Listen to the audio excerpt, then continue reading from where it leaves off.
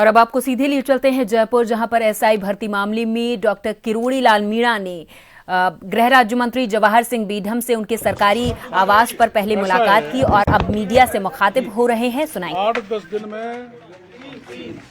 8-10 दिन में 3 तरह के प्रतिनिधिमंडल मेरे को मिले। एक दिन राज्य भर के 250-300, एक दिन पूरे प्रदेश के 250-300 सरपंच आए थे और उन्होंने मेरे से कहा था कि हम 1 साल से ट्राई कर रहे हैं मुख्यमंत्री जी से मिलना हो जाए। तो मैंने उनको कहा था मुख्यमंत्री जी से मैं मिला दूंगा। उनको मिलाने की 6 तारीख तय हुई थी। उससे पहले मुख्यमंत्री जी मिल लिए और उनका समाधान निकाल दिया। इसके लिए मैं मुख्यमंत्री का आभार प्रदर्शन करना चाहता हूँ। दूसरा, एक प्रतिनिधिमंडल सफाई कर्मियों का मिला था राजस्थान भर का। उनकी भी कुछ मांगे थी। मैंने उनको भी कह दिया था कि मैं मुख्यमंत्री जी से आपको मिला दूंगा। उनका भी समाधान मुख्यमंत्री जी ने कर दिया।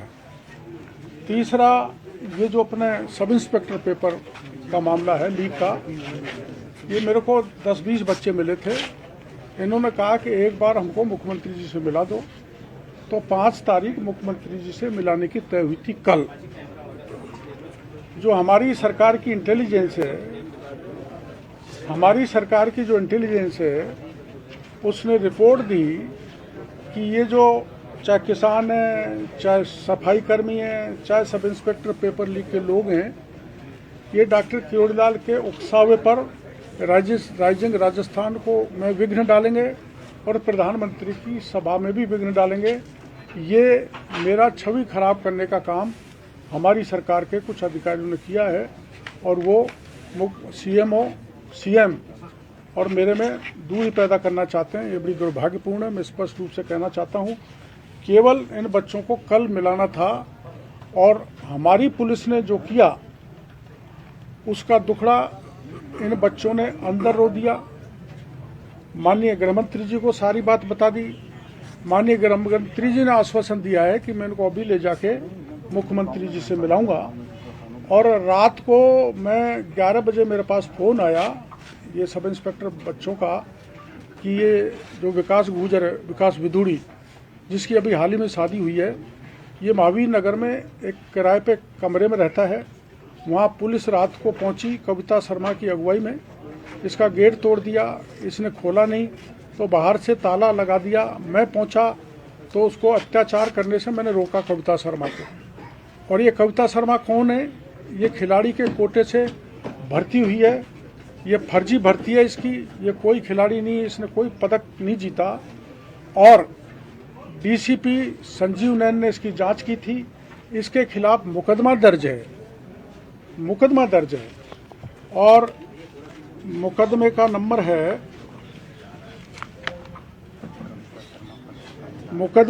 625/2017। इसकी जांच एटीएस ने की है और एटीएस ने यह प्रमाणित किया है कि ये कविता शर्मा दोषी है।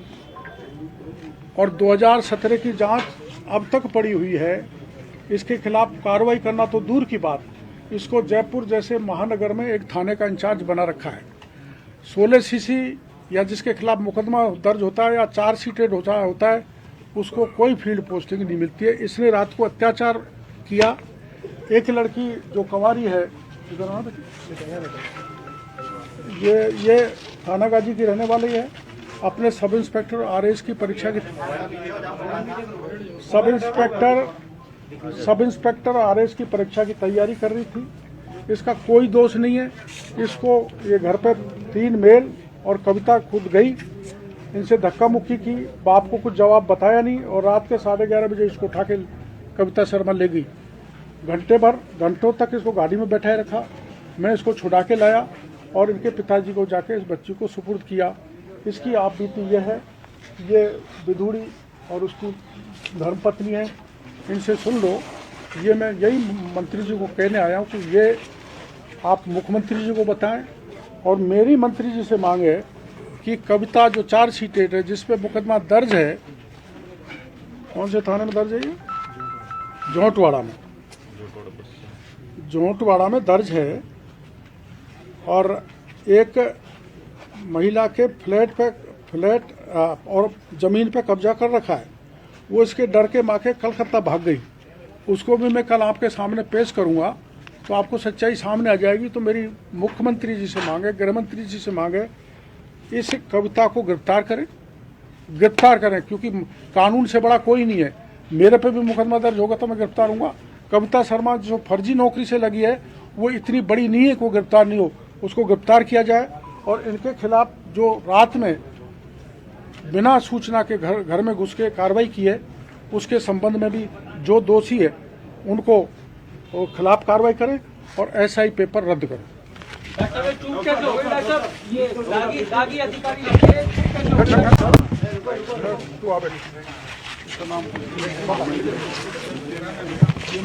आपका नाम बताओ और क्या घटनाक्रम हुआ पूरा बताओ।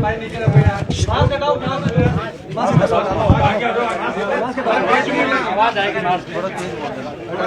डालो, मास्क डालो।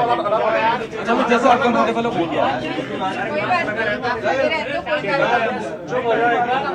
बस ठीक है। ये मंजू शर्मा है, इसके पिताजी का नाम मूलचंद शर्मा है, थाना गाजी के रहने वाले हैं। इसके पिताजी भी पुलिस में हैं, जयपुर में ही पोस्टेड है। उसने सब इंस्पेक्टर, उसने हाथ जोड़ के प्रार्थना की, मैं भी पुलिस में हूँ, कोई बात है तो मेरे को बता दो। उनकी नहीं मानी और धक्का देकर इसको हिरासत में ले लिया। मैं इसको छुड़ा के इनके घर ले गया तो पिताजी महेश नगर थाने में गिड़गिड़ा रहे थे। मैंने फ़ोन करके उनको बुलाया और इस मंजू शर्मा को मैं उनको सुपुर्द करके आया हूँ। जब मैं लाया हूँ, जब मेरे फ़ोटो भी खींचे उसने भी गाड़ी के सामने खड़ा होकर, कविता शर्मा ने मेरे से भी जद्दोजहद करने की कोशिश की है। और ये तेरा क्या नाम बेटा? अनीता गुजर, ये रहने वाले बौली के हैं। ये अभी इसकी शादी हुई है इस विदुरी की, विकास की, और इनके घर जाके तोड़ फोड़ की, जबरन घर में घुस के आए थे वो अंदर। बोलो आप बोलो। आप शुरू कीजिए। मैं तो पढ़ाई कर रही थी, मुझे तो कुछ आइडिया ही नहीं था क्या हुआ क्या नहीं हुआ। 11 बजे सडनली मेरे को आवाज़ आई कि हाँ शायद कोई बाहर है। तो मैंने ना गेट खोला तो वहाँ पे देखा कि मैडम थी और 4 कांस्टेबल थे। तो उन्होंने बोला कि आपको हमारे साथ चलना पड़ेगा पूछताछ के लिए। तो मैंने उनसे पूछा कि कौन सी पूछताछ, किस चीज़ के लिए पूछताछ करनी है। तो उन्होंने बोला कि हमारे पर भी ऊपर से आदेश आए हैं, तो हमें तो आपको पूछताछ के लिए लेके जाना पड़ेगा। तो मैंने बोला पिताजी को मुझे इन्फॉर्म करना पड़ेगा, पिताजी ऊपर सो रहे हैं। तो वो ऊपर पापा को बोलने गए वहाँ पे कि आपकी बच्ची को लेके जा रहे हैं। तो उन्होंने, पापा ने भी पूछा कि हाँ किस चीज़ के लिए लेके जा रहे हैं। तो लेके कोई दिक्कत नहीं, आराम से मैं उनको मना कर रही थी, पहले मुझे बताओ तो सही किस चीज़ के लिए लेके जा रहे हो आप सब लोग। उन्होंने बोला कि नहीं हमें पूछताछ करनी है आपसे। वो मुझे ज़बरदस्ती गाड़ी में बिठा दिए कि हाँ नहीं हमें पूछताछ करेंगे। फिर मेरे को गाड़ी में बिठा के रखा उन्होंने। फिर किरोड़ी बाबा आए, उन्होंने बोला कि आप गाड़ी से उतरो, ऐसा कैसे आपने बिठा रखा है, बिना माता पिता के आप बच्ची को गाड़ी में कैसे बिठा सकते हो। फिर वो उन्होंने अपनी गाड़ी में बिठा के मुझे मेरे घर छोड़ के आए। मैं इतना डरी हुई थी, मैं अभी भी सदमे में पूरी रात नहीं सोई हूँ कि हाँ क्या हुआ है मेरे साथ, मैंने ऐसा किया क्या है। सब कॉलोनी में सब मुझे सब ऐसे देख रहे हैं जैसे पता नहीं मैंने क्या किया हो। सब ऐसे सस्पेक्ट की जैसे देख रहे हैं, सुबह से सब फोन कर रहे हैं क्या हुआ, तो ऐसे क्यों वो हुई। मैंने बोला ऐसी कोई बात नहीं है, मैंने तो कभी किसी चीज़ में मैंने कुछ किया भी नहीं। बस मैं ये ऐसा ही रद्द को लेके मैं थोड़ा सा इसमें वो हो गई थी। मैंने सोशल मीडिया पे अपडेट वगैरह देख लिए, पोस्ट कर दी कुछ चीज़ें। मुझे नहीं पता ऐसा कुछ होगा। पोस्ट करने सोशल मीडिया पे आपने जो पोस्ट डाला इसका पुलिस ने आपको बैच लिया? मुझे नहीं पता क्योंकि मैं तो इन्वॉल्व ही नहीं थी इन सब चीज़ों में। मुझे तो पता ही नहीं किस चीज़ के लिए लेके जा रहे हैं, उन्होंने कुछ बताया भी नहीं। वो तो बाबा आए, मुझे वहाँ से लेके मुझे घर लेके आए, छोड़ के आए। क्या पोस्ट डाला था आपने? पोस्ट क्या डाला था आपने? ऐसा ही भर्ती रद्द को लेके। केवल मात्र 2 घंटे। आप कितनी देर तक गाड़ी में थे और गाड़ी में बैठने के बाद में भी क्या आपके और उन लोगों की कोई बातचीत हुई है? मैंने उनसे पूछा था गाड़ी में भी कि हाँ नहीं ऐसी कोई बात है कि नहीं है, क्या मुझे क्यों लेके जा रहे हो। उन्होंने बोला मैडम हमें नहीं पता, हमारे ऊपर भी आदेश है। मेरे पापा ये सुनते ही वो महेश नगर थाने में चले गए, उनको टेंशन हो गई। मेरी मम्मी टेंशन में अलग से थी, इतनी रात को आई, क्या करके आई है, क्या हुआ। सर ऐसे परेशान करेंगे अगर मैं सही चीज़ के लिए अगर ऐसे बोल रही हूँ और मुझे ऐसे परेशान करेंगे। सर मैं खुद एक स्टूडेंट हूँ, मैंने खुद नया एग्जाम दिया था, मैं खुद उस चीज़ से बाहर हूँ, मुझे नहीं पता था वो ऐसा करेंगे। कोई बात नहीं, इधर आ जाओ, कोई बात